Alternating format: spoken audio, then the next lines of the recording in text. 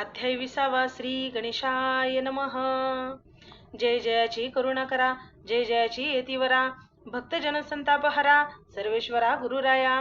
वर्णिता समर्थांचे गुण, नाना दोष होती दहन, सांगता ऐकता पावन, वक्ता श्रोता दोघेही. असोय कोणे एके दिवशी, इच्छा धरुणी मानसी, गृहस्थ एक दर्शनासी.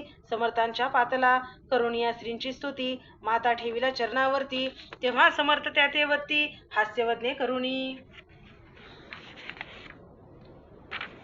फकीरा ते देई खाना, तेने पुरतील सर्व कामना. पक्वाने करुणी नाना, येथेच भोजन देई जे. गृहस्थी आज्ञा म्हणून केली नाना पक्वाने. फकीर बोलवले 5 जण, जेऊ घातले तया ते. फकीर तृप्त होणी जाती, उच्चिष्ट उरले पात्रावरती. तेव्हा समर्थ आज्ञापिती, गृहस्था ते सत्वर. शेष अन्न करी ग्रहण, तुझे मनोरथ होईल पूर्ण. परी त्या गृहस्थाचे मन, साशक्त झाले ते धवा. म्हणे यवन याती अपवित्र, त्यांचे कैसे घेऊ उच्चिष्ट.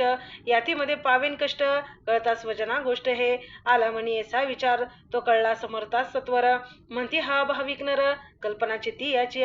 इतक्या माझी साहजिक, कोणी भ्रमिष्ट गृहस्थ एक.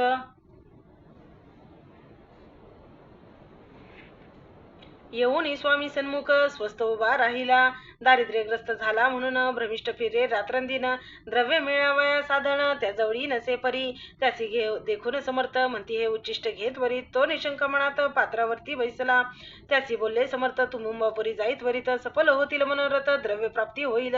स्वामी वैष्णी भाव धरला, तत्काळ मुंबईस आला. उगाच भटको लागला, द्रव्य मिळेल म्हणून.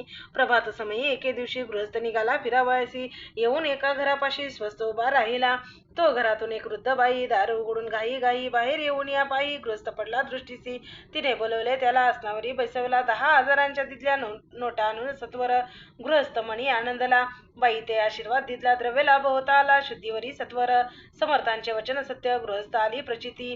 वारंवार स्तुती करीत स्तोत्रगात स्वामींचे. इति श्री स्वामी चरित्र सारामृत, नाना प्राकृत कथा संमत.